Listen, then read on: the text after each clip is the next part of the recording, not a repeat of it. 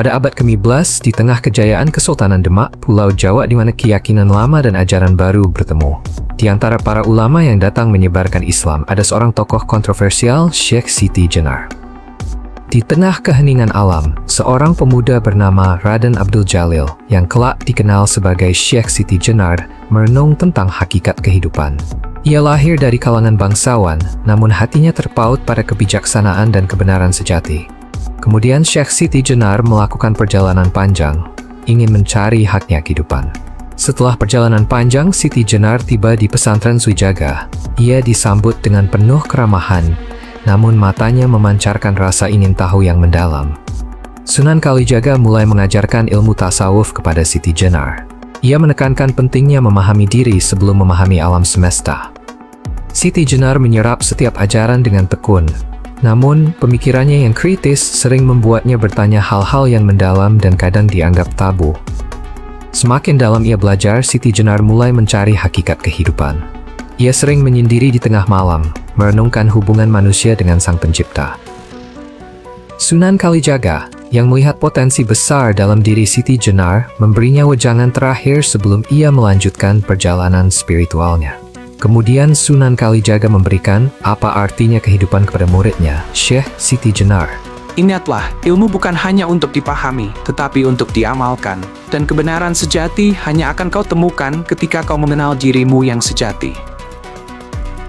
Dengan hati yang berat, Siti Jenar meninggalkan pesantren Sunan Kalijaga.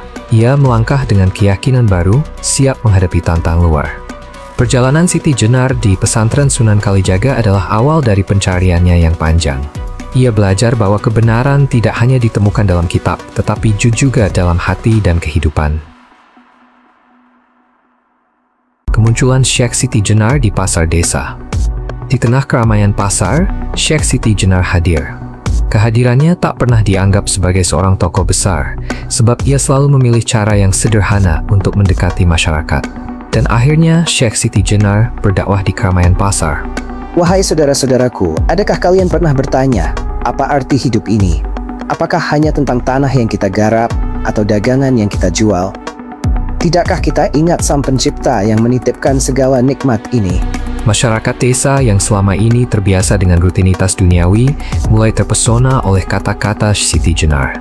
Pesan-pesan beliau tidak hanya tentang ibadah, tetapi juga tentang hakikat hidup dan kebersamaan. Salah satu ajaran utama Syekh Siti Jenar adalah tentang manunggaling kawula lan Gusti, kesatuan antara manusia dan Tuhan. Beliau mengajarkan bahwa manusia harus mengenali dirinya untuk memahami Tuhannya. Kemudian, Syekh Siti Jenar mengingatkan kepada pengikutnya. Janganlah kalian terjebak dalam bentuk-bentuk ritual semata. Carilah Tuhan di dalam hati kalian. Sebab sejatinya dia tidak jauh, melainkan sangat dekat. Namun, tidak semua orang menerima ajaran beliau. Para ulama lain merasa bahwa ajaran Syekh Siti Jenar menyimpang dari syariat Islam yang mereka pahami. Perdebatan pun tak terhindarkan, dan para ulama pun musyawarah. Ajarannya terlalu berbahaya, ia mengaburkan batas antara manusia dan Tuhan, ini tidak bisa kita biarkan dia menyebarkan agama sesat. Para wali menuduh ajaran Syekh Siti Jenar yang menekankan manunggaling kawula lan Gusti sebagai ancaman bagi tatanan sosial. Mereka berpendapat bahwa konsep ini dapat membuat masyarakat mengabaikan hukum syariat. Syekh Siti Jenar menjawab tuduhan dengan menjelaskan bahwa ajarannya adalah jalan menuju hakikat Tuhan.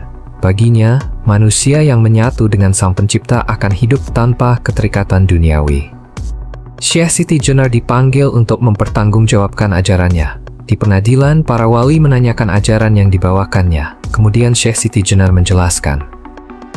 Hidup telah maya, kematian adalah gerbang menuju kebenaran. Aku hanya menyampaikan apa yang Allah tunjukkan padaku. Setelah diskusi panjang, para wali sepakat bahwa ajaran Syekh Siti Jenar terlalu berbahaya untuk diterima oleh masyarakat awam. Keputusan berat pun diambil. Terus keputusan pengadilan pun dibaca oleh perwakilan Wali Songo. Putusan 1. Majelis Hakim memutuskan bahwa Syekh Siti Jenar terbukti telah menyebarkan ajaran yang bertentangan dengan ajaran Islam yang berlaku di Kerajaan Demak.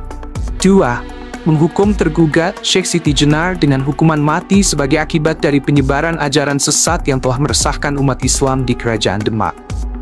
Agar ajaran-ajaran Syekh Siti Jenar tidak berkembang lebih lanjut, dilakukan pemusnahan terhadap semua kitab atau tulisan yang berkaitan dengan ajaran tersebut. Keputusan ini bersifat final dan tidak dapat diganggu-gugatkan. Akhirnya, Syekh Siti Jenar menerima hukuman mati. Namun bagi beliau, kematian bukanlah akhir, melainkan awal dari persatuan sejati dengan Sang Pencipta. Lalu Syekh Siti Jenar memberikan pesan-pesan terakhirnya. Hidup adalah maya. Kematianlah gerbang menuju kebenaran. Aku hanya menyampaikan apa yang Allah tunjukkan padaku. Raga ini hanyalah wadah. Ruhku akan kembali ke asalnya.